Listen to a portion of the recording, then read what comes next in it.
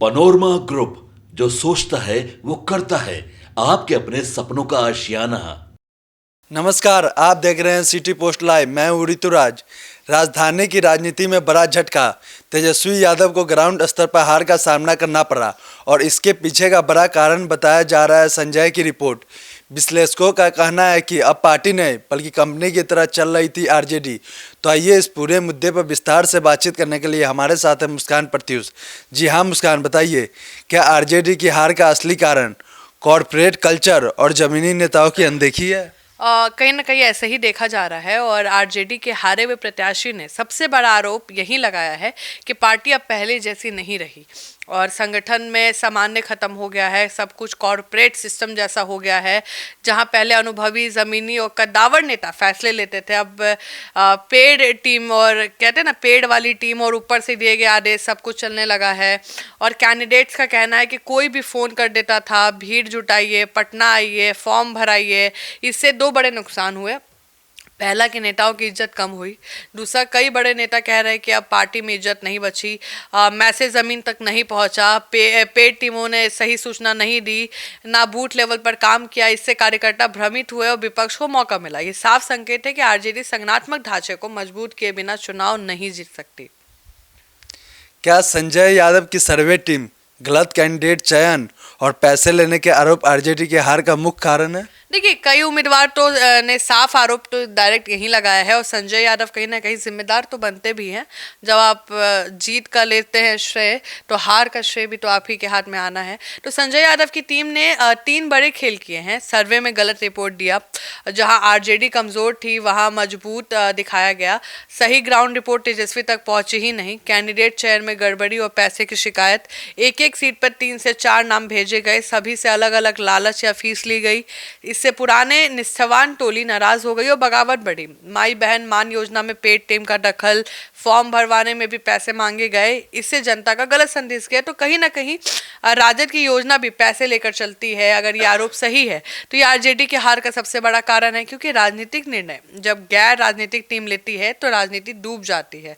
और कहीं ना कहीं वहां के लोगों का यही आरोप है जो मैंने अभी आपको बताया है। क्या तेजस्वी यादव को कार्यकर्ताओं से दूर रहने की रणनीति उल्टी पड़ गई? बिल्कुल, देखिए, कई उम्मीदवार इस बात से बेहद आहत है कि नेता से मिलने तक नहीं पाते। और सही बात है, जब लालू जी नेता थे तो जो वरिष्ठ पत्रकार है वो बताते थे कि लालू जी मिलते थे, समय देते थे। ये नहीं कि 10 मिनट 20 मिनट, आधा आधा घंटा, एक एक घंटा, फैमिली वाला फील आता था। और जब तेजस्वी बने और तेजस्वी के साथ संजय यादव आए हैं तो वो तो मिलने नहीं देते। पत्रकार तो दूर की बात है, उनके खुद के उम्मीदवार नहीं मिल पाते हैं तेजस्वी यादव से।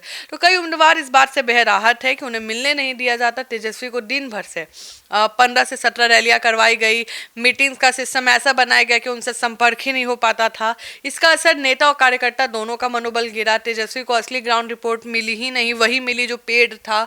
और रैली में स्टेज पर कार्यकर्ताओं को सम्मान नहीं मिला। निर्णय ऊपर ऊपर हवा के लिए गए। राजनीति जनता से सीधा संवाद मांगती है, लेकिन इस बार तेजस्वी एक शेड्यूल मशीन बनकर रह गए हैं। जो बोल रहे हैं वो कर रहे हैं, करते जा रहे हैं, पूछ नहीं रहे हैं, देख नहीं रहे हैं। तो इससे पार्टी की लीडर कनेक्शन स्ट्रेंथ कमजोर पड़ी है। क्या सोशल इंजीनियरिंग की विफलता और गलत गठबंधन निर्णय आरजेडी के हार का निर्णायक कारण बने? देखिए, आरजेडी की बड़ी गलती ये रही कि उन्होंने मान लिया कि सभी जातियों का वोट मिलेगा, और जबकि जमीन पर ऐसा नहीं था। एमवाई जो था उसको उनको बटोर के रखना चाहिए था। और सबसे बड़ी राजनीतिक चूक थी कि देखिए, यहाँ पे लड़ाई चल रहा था, डिप्टी सीएम का लड़ाई चल रहा था। मुस्लिम वोटरों का बड़ा हिस्सा इससे असहज हुआ, क्योंकि मुस्लिम का कहना था कि भाई हमको भी आप डिप्टी सीएम बना सकते थे, एक मुस्लिम कैंडिडेट उतार सकते थे। और इस बात को उठाया किसने था? असदुद्दीन ओवैसी ने, कि भाई जब मुकेश सैनी बन सकते हैं तो मुस्लिम का लड़का क्यों नहीं बन सकता है। तो वो इतना बड़ा फैक्टर बन गया कि वो गेम ही पलट गया। 30 से 40% का जो वोट है वो शिफ्ट हो गया। सैनी अपनी जाति का वोट भी ट्रांसफर नहीं करा पाए। यही यदि फायदा कम नुकसान ज़्यादा वाला था, और सिटिंग विधायकों के टिकट काटना, बिना समझाए बिना मिले सीधे टिकट काट दिया गया। तो महागठबंधन की जो सोशल इंजीनियरिंग है वो फेल हो गई। जिन जातियों को जोड़ने की कोशिश की वो जुड़े नहीं, तो पहले से जो जुड़ी थी उनमें भी असंतोष पैदा हो गया। तो ये सभी लेसन है जो मिलकर कहीं ना कहीं राजद की बुनियाद हिला दिया गया। क्या आरजेडी को 2025 की हार के बाद नेतृत्व मॉडल बदलकर कलेक्टिव लीडरशिप अपना लेनी चाहिए? देखिए, आरजेडी के 2025 की करारी हार ने एक बड़ी बहस खड़ी कर दी है।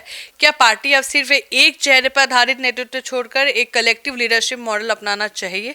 देखिए, कई राजनीतिक पंडित हैं, उन कहते हैं कि बिहार जैसा जटिल सामाजिक ढांचे में एक व्यक्ति के भरोसे चुनाव लड़ना हमेशा जोखिम भरा होता है, क्योंकि जब नेतृत्व पे अत्यंत दबाव होता है तब संगठन कमजोर हो जाता है। आरजेडी में यही हुआ, तेजस्वी यादव पर सारी जिम्मेदारी लाद दी गई, जिससे वे जमीनी स्तर पर कैंडिडेट और कार्यकर्ता से जुड़ ही नहीं पाए।